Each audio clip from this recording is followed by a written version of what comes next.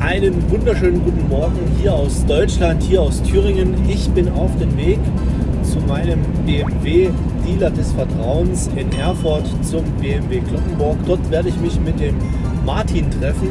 Das ist der zuständige Verkaufsleiter und der hat mir ermöglicht, dass ich heute für ein paar Stunden die neue BMW GS 1300 fahren kann. Und ich bin sehr, sehr gespannt, wie es sein wird, mit diesem Motorrad zu fahren. Man hat ja schon viel gesehen, viel gehört.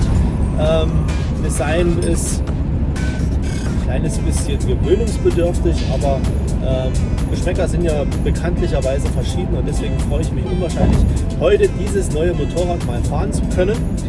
Und wir haben es geblitzt, aber nicht mich. Ja, seid gespannt. Ich nehme euch ein kleines bisschen mit und werde euch zeigen, wie sich die neue 1300er GS fahren lässt. Bis gleich. So, da ist das gute Stück.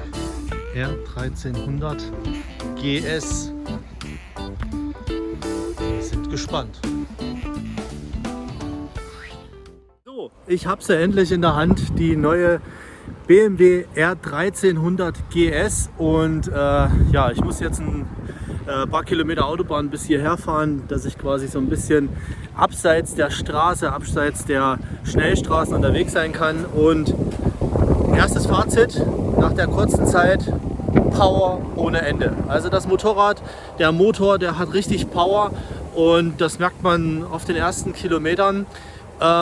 Und ich bin jetzt mal gespannt. Ich arbeite mich jetzt einfach mal durch das Menü durch und ja, das ist viel Elektronik und das bin ich von meiner F800 GS Adventure überhaupt gar nicht gewohnt, so viel Elektronik. Und jetzt muss ich erstmal schauen, wie das alles funktioniert.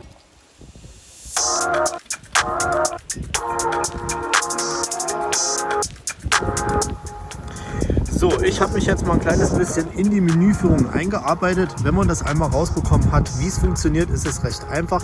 Alles geht hier über dieses kleine Handrad, so wie das bei der 1200er oder bei der 1250er Wasserboxer auch schon üblich war. Ich gehe jetzt einfach mal ins Menü rein. Da sieht man schon, zack, mein Fahrzeug. Das heißt, hier bekomme ich alle Informationen über mein Motorrad angezeigt, also Temperatur, Reichweite, Batterie, wie viel Reifendruck etc. da noch drin sind. Brauchen wir jetzt nicht, gehe ich wieder raus. Sport heißt, hier kann ich mir den Tacho anzeigen lassen, ob ich einen Sporttacho haben möchte. Ja, mein Gott, mir reicht der normale aus. Navigation haben wir jetzt nicht mit dran. Media habe ich auch nicht angeschlossen. Handy habe ich auch nicht angeschlossen. Das funktioniert aber alles dann über nach wie vor den ganz normalen Halter bzw. ganz normal übers Handy. Einstellungen, hier wollen wir mal rein. Hier kann ich meine ganzen Assistenten ausschalten, also Fahrwerk, Tempomat, Frontkollisionswarnung, SWW weiß ich auch noch nicht, was es ist. HSC Pro muss ich mich auch noch einlesen, habe ich keine Ahnung, was es bedeutet. Fahrzeugeinstellungen, da will ich rein und ich wollte in die Fahrmodusauswahl, denn hier kann ich mir die jeweiligen Modis freischalten und auch nochmal untereinander einstellen. Ich habe jetzt den Rain Mode rausgenommen, habe mir dafür den Enduro Pro reingemacht. Auswahl und den kann ich mir jetzt vorkonfigurieren und zwar Engine. Das heißt, den Motor habe ich jetzt mal auf der Stufe Road gelassen, den kann ich auch noch mal in Dynamik machen, dann habe ich die volle Leistung. DDC, also Traktionskontrolle etc., das ist wie im Enduro Pro, das heißt, ich habe keine Traktionskontrolle am Hinterrad. ABS habe ich ausgemacht, beziehungsweise nur am Hinterrad, dass ich quasi vorne ABS habe, ein Enduro ABS, hinten kann ich das Rad blockieren lassen. Was bei dem Motorrad ganz interessant ist, wenn wir gerade bei der Bremse sind, es hat jetzt ein voll integrales Bremssystem. Das heißt, der Kreislauf vorne und hinten ist miteinander quasi gekoppelt. Das heißt, wenn ich vorne bremse, bremst das Motorrad hinten mit. Wenn ich hinten bremse, bremst auch das Motorrad vorne mit. Das ist neu bei BMW. Bei den älteren Boxermodellen ist es so, dass wir ein teilintegrales Bremssystem hatten und das heißt, wenn ich vorne gebremst habe, hat es hinten gebremst. Wenn ich allerdings hinten bremse, bremst es vorne nicht. Das hat sich geändert, als als neues Highlight. Dann haben wir natürlich einen komplett neuen Motor drin, das heißt der 1300er Motor mit Schiffcam. Ja, wir schauen mal, wie sich das Motorrad jetzt auf ein Stückchen Feldweg fahren lässt.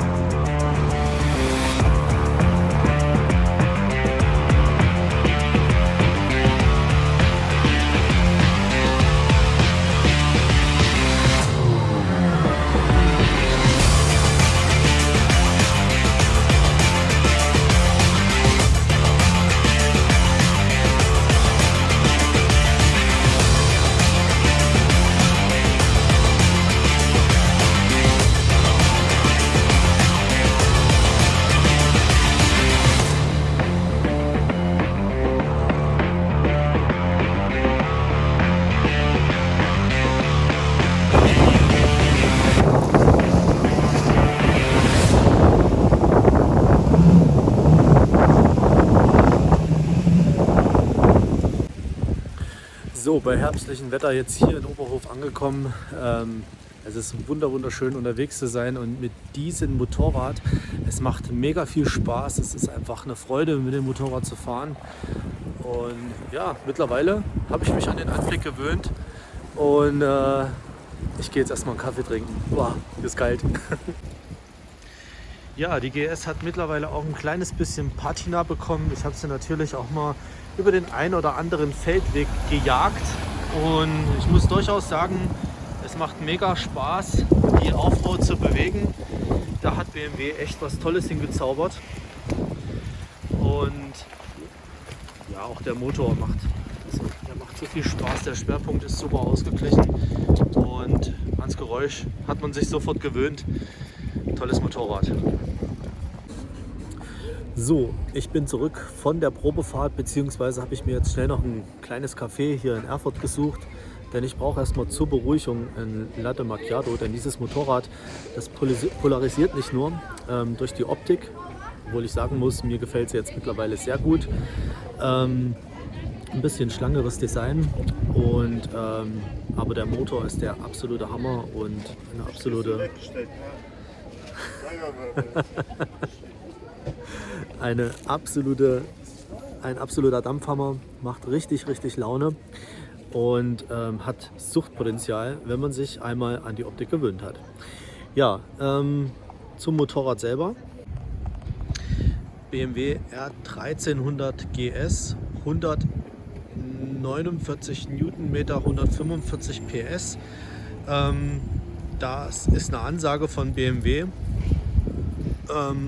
Ja, fahrt zur Probe, macht euch ein eigenes Bild und ich kann euch versprechen, ihr werdet beim Fahren Spaß haben. Mich hat sie überzeugt und ich bin gespannt, wie sie sich auf einer Reise schlägt.